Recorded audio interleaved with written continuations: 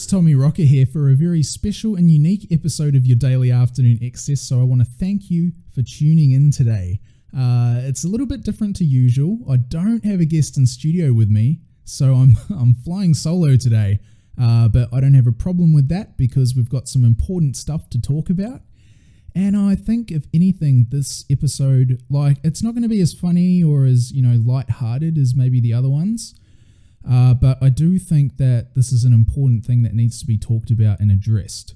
So today, I'm going to be talking about mental health and, I'm going to open myself up and be vulnerable to you because I want you to feel connected to me more. And also I want you to feel like if I can go and talk about this stuff in front of strangers that I don't know, even though the fact that everyone I know or most people who know me know everything about me, whether that's good or bad, I don't know.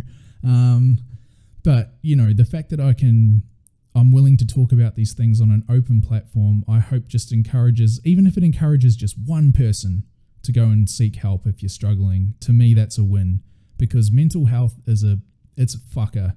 It will fuck you up if you don't do something about it. I know so many people that, would agree with that, have experienced that. I know we live in a Western world and we count our blessings for what we have, but we're all people, man. We're all people and we all have hard times. We all struggle with things. Everyone's got their own demons, me certainly. If anyone knows me, they're not really secrets, but, I just want to encourage people through this whole virus lockdown thing. I want people to know that, it's going to be okay if you can talk to someone. That very first step, just doing that. The saying is, a burden shared is a burden halved. So, you talk to someone, don't feel embarrassed about it. It's okay. It's okay to be unhappy and in pain as well, and people who say, get over it and stuff like that. Obviously, they're not struggling with the same thing, or maybe they're in denial about it if they are. But don't feel victimized by people like that, and don't feel like you have to be a victim to, the son of a bitch that is depression and bad mental health. So sorry, I don't have a noise gate on my voice today, so you can hear me breathing.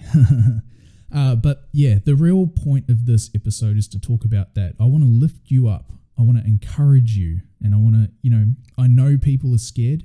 And I'm not going to lie, this thing is really blowing into something that I didn't think it would, like a lot of other people. So it's really hard for some people, especially people who are alone and don't have anyone. And, hopefully by making myself vulnerable today and sharing some experiences that I've had, people, someone, whoever you are, you might say that, it's okay if you can talk about it here in front of strangers. Then maybe I can talk to someone I trust, or, I'll say at the end, but also if you don't have anyone to talk to, you can go to Headspace or beyondblue.org.au, and they have a bunch of awesome helplines there that you can call or email if you're afraid of the phone, like I am. So, don't be afraid to take those steps. Don't be afraid of making yourself feel vulnerable, because it's better to talk about something and get it off your chest than to leave it inside. Because I can tell you firsthand, if you don't share something that's that's stressing you out and that's bothering you and making you sad, for some people it's driving you insane, and it sounds stupid, but trust me, it's absolutely valid. Some people struggle with suicidal thoughts, depression, bipolar disorder, whatever it may be. Just taking that first step, it's a huge thing, and you can give yourself a huge pat on the back for that and be really proud of yourself. Okay, it's not weak. In fact, I think it takes more of a man, or woman, to admit something like that than to hold it in and say, "Oh, she'll be right." Because quite honestly, the whole "she'll be right" thing's a bunch of fucking horse shit, and we all know that. I think people just are afraid of expressing their feelings. So anyway, what I've done is I've gone through, for those who don't know, which is probably most of you, when I moved to Australia, I I started to keep a journal every day I was here. And I don't like calling it a diary because that sounds cheesy. But I kept a journal. And so what I've done is I've gone through my journal. You'll probably hear me turning the pages when I'm reading it. And I've pulled out a couple of excerpts that I'm going to be quite, honest. I'm just going to read exactly what's there. I'm not going to change it because all these experiences have made me who I am today.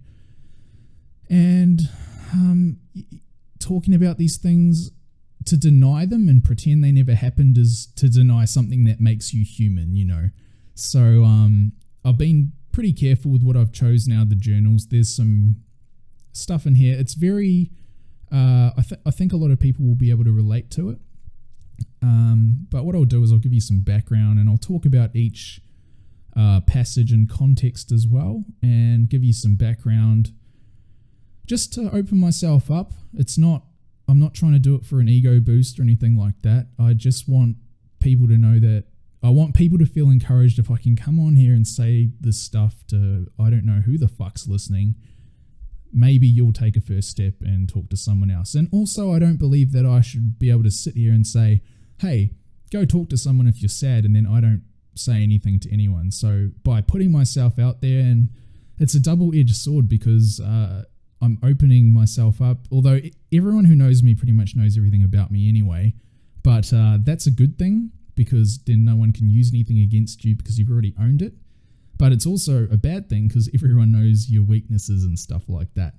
But I would like to preface this by saying that the entries I'll be reading to you, I'm going to read you 4 entries.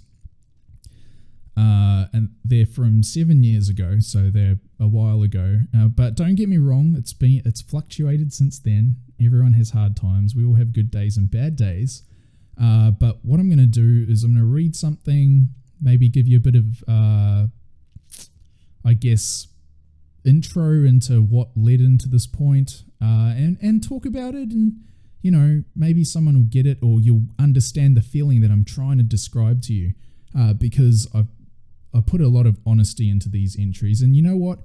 If people laugh at them and mock me, then you know what? That's okay, because I'm confident in who I am, and I'm proud of who I am and the way I'm obviously growing, and everyone fucks up, all that sort of thing. And also I'd like to say that the journals are 90% debaucherous stories anyway, so I I haven't shared any of those. Not that I don't want to, I would, but that's not the point of today. So I don't want you to think that, my journals are just full of depressing shit, because they're absolutely not. There's a lot of good stuff in here, and I might share some funny stories at the end. So anyway, enough bullshit. So this is from the 3rd of April 2013. So 7 years ago, just over, I was 19. Here's a bit of a backstory to those that don't know. I was 19. I just moved to Australia. I think I came here on March the 4th. So this was almost a month, like to the day. And I'm not nervous. I'm just breathing, and the gate, can't block the breathing out. So don't worry about that. So I had moved to Australia when I was 19. I came here by myself. I didn't know anybody. I didn't know where I was going to live. In fact, I lived out of a hostel in the city. I booked it for a week because, juvenile, naive me thought that, I'll be fine in a week. I'll be set up and be going and everything will be great. Well, boy, was I fucking wrong about that. But you know what? I don't claim to know anything still about life. I'm the last person that should give anybody advice, but mental health is something that's important to me, and I just want to encourage you. So anyway, I'd moved to Australia. I came here. I'd never been overseas. I'd never lived out of home. I hit them both out of the park in one go. It got to the point where I had to leave the country anyway, because an incident happened where I'm trying to think of how to put this carefully. something happened between me and someone, and they actually threatened to kill me basically, and the police ended up giving me a bunch of places I wasn't allowed to go anymore, in my own hometown and all that sort of thing. And so I was basically stuck at home for the last month or so that I was there. So I couldn't go home even if I wanted to. And, not that that was ever an option. I wasn't going to do that. So, I think being strong physically, being strong mentally, two totally different things, and both need each other. Mentally definitely, I think, is more important. If you've got a weak mind but you can lift shit, that's not really going to do a great deal for you. But if if it's the vice versa, the other way around, I think having a strong spirit and a strong mind, you can't put a price on that. So, being here, like I said, didn't know anyone, didn't have any money, except for a couple of $1,000s that I'd saved for doing a gap year from high school, and came over here, wanted to play more drums, right? I did everything I could do in New Zealand. I had a lot of, good things to claim on my musical CV, if you want to call it that. But the next step was to do more. And so I came here, I lived out of a hostel, didn't know what I was doing, I remember sitting on the steps of Southern Cross because my mum came over with me for about 3 days, I think, and put her on the Sky Bus, and she went off to the airport. And I remember sitting on the steps, the big ones on Spencer Street, and I thought in my head, okay, I know what I want to do. I want to be a drummer. I want to play drums. And what do I do now? I'm here. I'm in this city. I don't know anyone. I don't know how I'm going to get there, but I'm here. So about a week later, I booked another week at this hostel, had to move rooms and all this stuff. I ended up moving into an apartment that I was getting completely ripped off for. Pretty much lost all my money. In fact, my wallet got stolen and my passport went missing at the same time. I wasn't able to eat. I used to put hot water in a bowl and call it hot water soup, just so that I wouldn't feel poor. I slept on a floor of a room with no windows for a couple of months. It was hard times. It was rough. And, there's a lot of stuff in this diary that talks about all that. And who knows, maybe I might, turn it into something and write about it. But this is just a very brief sum up to set the picture for the mental part. So I knew what I wanted to do. I had all these things against me. And I got to tell you, honestly, being stuck in a country that you're not from, that you're new to, never been to a city this big in your life, right? Never been outside New Zealand, not having any money or food, and I couldn't top my phone up to call mum or anything like that. It's scary, and it puts you, the reality check comes in pretty quickly and makes itself real. And that was a scary moment. I'm not going to lie. That was the first of many, but in a way it's made me strong because I got to be honest, nothing surprises me or shocks me anymore. So, it's that whole realization of, fuck me, this is real life. This is actually happening. Like, it's not a dream that you can wake up from and go, oh, well, that sucked. Like, this is the real deal. And, so yeah, that was my start. I ended up broke and all that sort of thing, and it was really hard, and I had to find my way out of that and get away from all that stuff. So what I've done is pulled out a couple of excerpts, some from that apartment time and some from a bit later on. So I'm going to read to you the first one, and just so that you can, I guess, get a feel for the situation. And I know that people will be feeling like this, and that's the reason I'm talking about this stuff. It's not for attention. I couldn't give a fuck about any of the attention.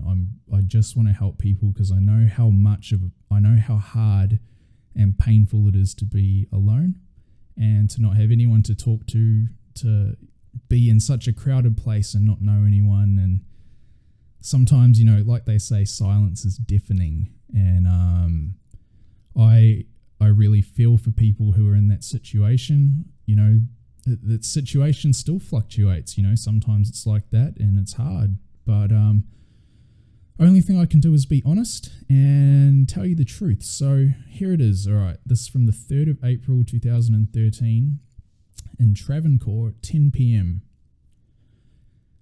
I'm sad. The audition last night was great. The guys loved the playing and invited me to join the band.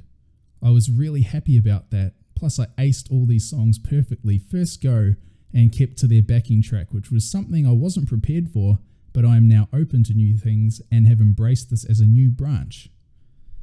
Luckily, my metronome playing is 2 million times better. In brackets, not that it wasn't good before. But now it's really tight. But something happened to me while I was playing the second set. My mind or spirit or something was completely sucker punched. For some reason, the thought/feeling that I wasn't going anywhere and wasn't going to make it and this is all my life is going to be sort of thing. But for some reason, it was really affecting me. What is my life? What am I? What has it come to? Am I a loser? Today I felt like this piece of nothing that just didn't know what the fuck he was doing. Like my days are spinning into nothingness, which really bugs me as I value life a lot. I have a totally different view of life than a lot of other people do, seeing as my life was completely turned upside down when I was 17, and that kills me. I gave up, went home, drank and jacked off. I honestly was totally upset. I haven't eaten a meal in 2 days. So that's from that day, 3rd of April 2013. You know, that was really hard, and I got to be honest, I've felt my spirit break a few times, and it's a physical feeling, like people talk about, you know, a lacerated soul. This was definitely that, you know, like it's just like a fucking reality check smacks you right in the face. You know, a ton of bricks drops on you and you go, oh, and it's so painful. And it's scary. And the reason that I read that passage is because I know that there are people out there right now who are not just scared, but they're feeling like their days are spinning into nothingness. So, you know, obviously, I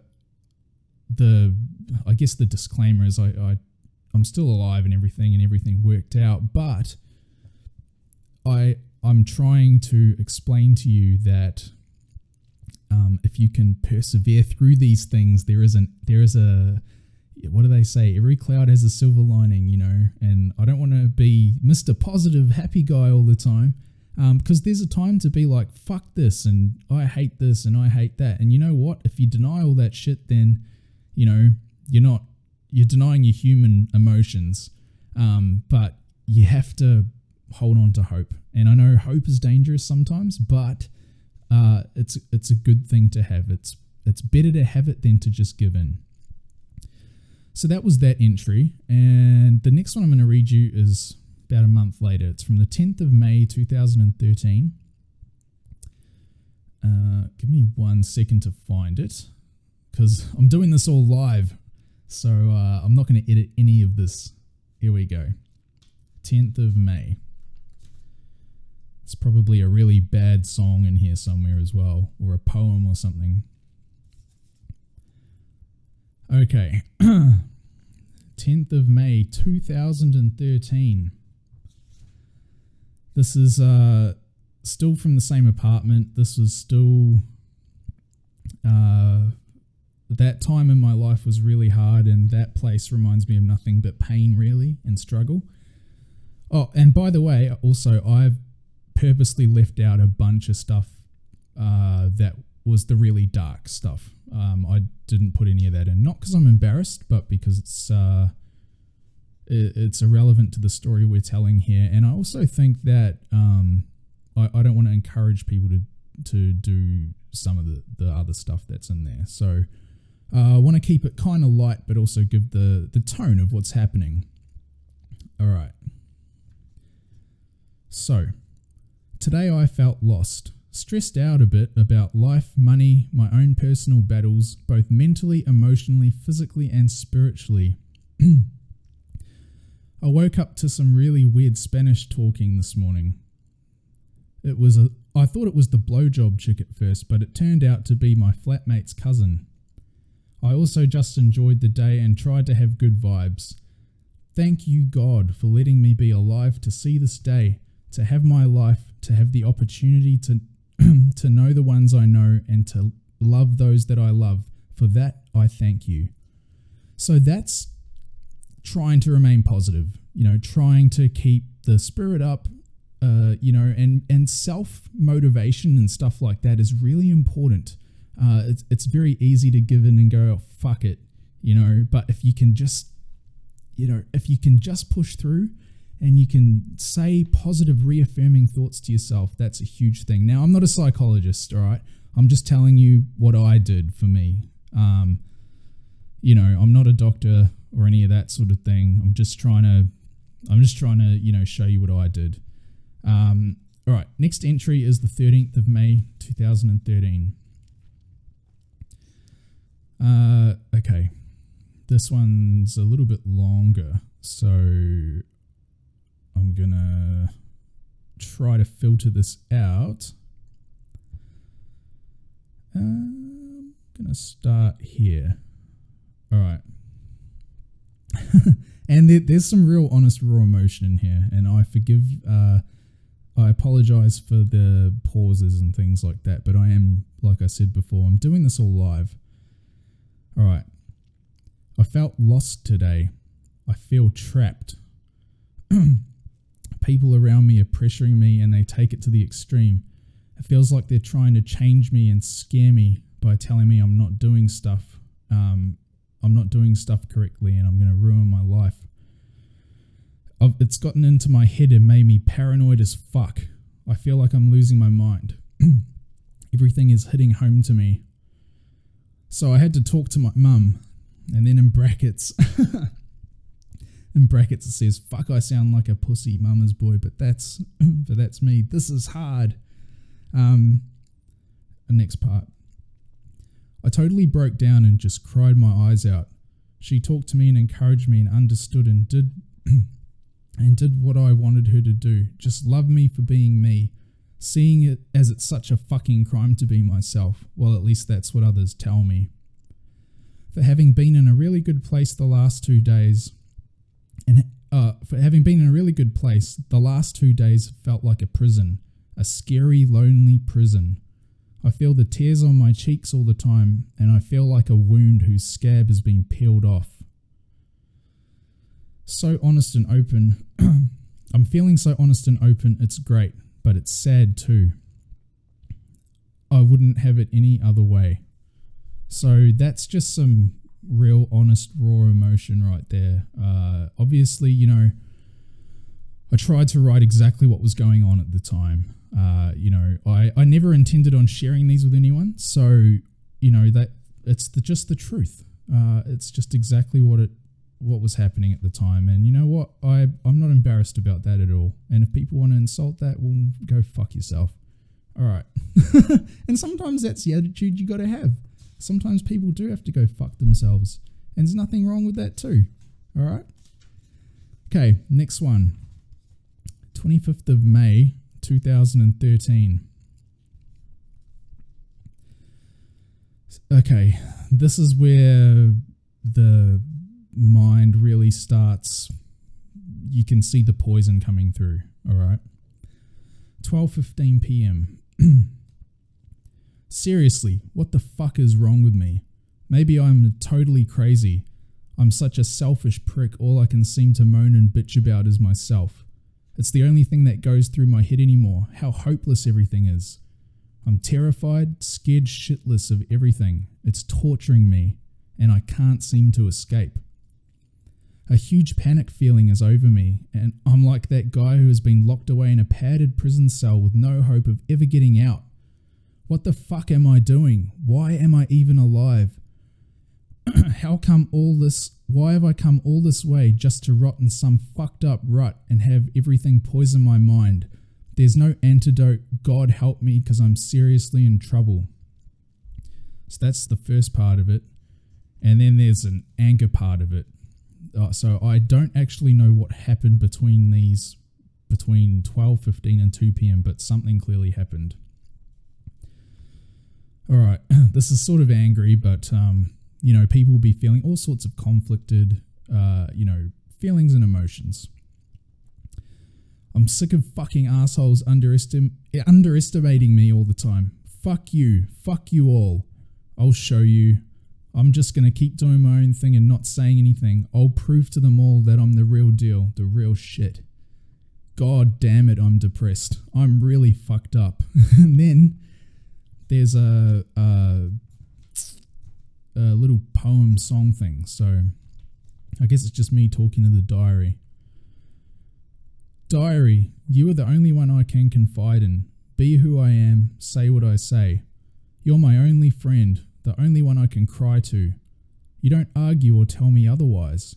You accept and love me for me. I am you like you are me.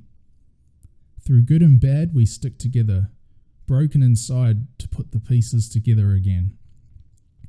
Thank you for just listening to my cries for help. At least somewhere I'm still wanted. And then there's, it says continued here. I'm like a soldier in a one-man army, crawling through the trenches of life, searching for help in a fight for life/survival. Screaming out for anyone to help, desperate beyond meaning, a spirit at the end of its tether. I have no real aim. I don't know what to do. I want to run, but I don't know where. So that's just a real honest explanation of me airing my grievances. And I think that it's healthy to get stuff out. Obviously, I thought it was therapeutic to write about it. If you are a creative person and you do want to write stuff out, like, trust me, it works. Getting it out, writing it down, it helps. And I must add that there's a lot of stuff in this book that I haven't read or that I can't read because I still can't read it because it takes me back to that place. But just so you know, I'm good now. And then I had a lot of success and stuff later. But we're talking about, mental health and state of mind and stuff. So here we go. So it actually carries on. So here we go. Oh, God, this is depressing as hell. I feel terrible. I cried for 2 hours straight, talking on the phone to my mum. I made her cry, which hurts me more than anything. I can totally understand how she feels. I know it will be okay, but I'm so sad. I physically felt my spirit break on the phone. I'm really at that point that I have no fuel left. I'm angry and hurt, and I have no idea what to do. I guess I'll count my blessings every day, but only because Mum's asked me to. I have no drive, no passion or fire left, no reason to even bother getting up out of the ditch. I'm stuck dying and rotting in a hole. Sorry, change the page. I feel like this is some sick and twisted plan.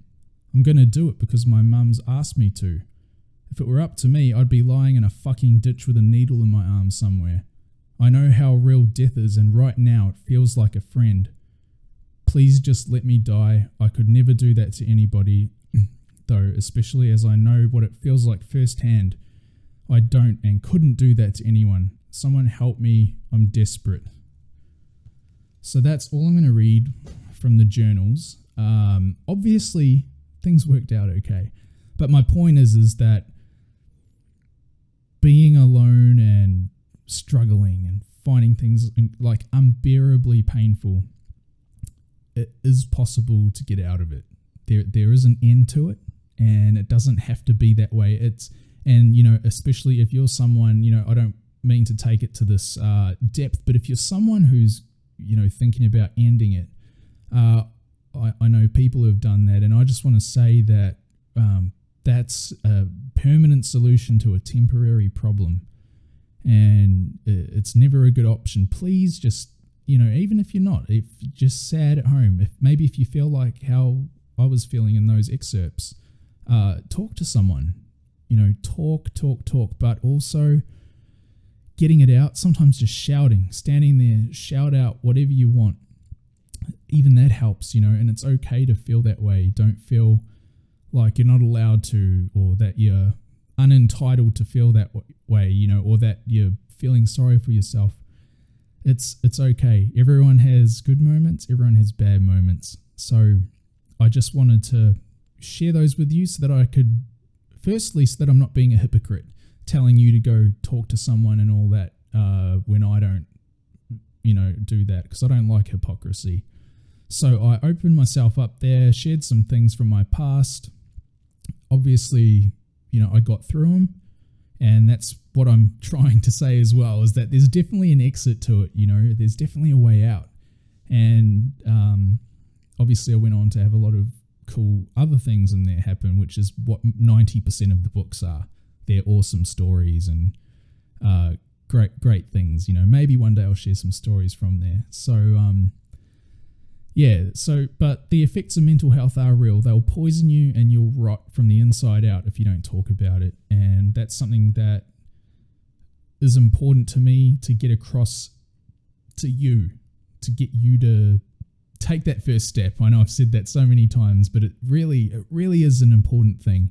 And I just want to encourage you and lift you up. And I want you to know that there's services out there that you can talk to. If you don't have anyone to talk to, you can email us at yourdailyafternoonexcess@gmail.com, or visit the Facebook page and send me a message. If you want to talk, check how your friends are, see how they're doing. Don't wait for them to come to you. Go to them first. See what's up, There's nothing wrong with that. All it takes is a text, because you don't know how someone's feeling. They might feel like no one wants them or anything like that, or that they're useless. They're less human than a piece of trash, and the fact that someone cares about them and cared about them enough to reach out and talk to them, that could be the difference. You don't know what could happen. So, coming out of that, it's a short episode. I just sort of want to sum it up by encouraging you all. This is a very hard time. A lot of people are having struggles, but you know what? If you stick with it and we all stick together and we talk and we help each other out, that's more important. And we can overcome this. Don't let the man get you down, as they say. So, everyone stick together. If you want to talk about anything, you don't have anyone to talk to, you can check out beyondblue.org.au. And also a bit of shameless self-promotion. Don't forget to follow Your Daily Afternoon Excess on Facebook and Podchaser, and you can catch us on any major podcast streaming service, all right? So don't be afraid. Hit it up, check it out, see what it's about. And why don't I make fun of myself for you? I'll tell you a couple of stories real quick, just to lighten the mood. And they'll be totally random, so I don't even know what to talk about. Here's one. One time I accidentally stapled my dick to my pants. There you go. There's one. And another time I spent $2,000 in one night at a strip club. There's another one. Actually, I'm going to stop it there, because they only get worse from there. So everything can work out okay if you just stick with it and see how your friends and loved ones are. It's going to be okay. Don't forget to follow Your Daily Afternoon Excess on Podchaser and Facebook. And I can't wait for the next episode. See you again soon. Thanks for listening. I'm Tommy Rocker.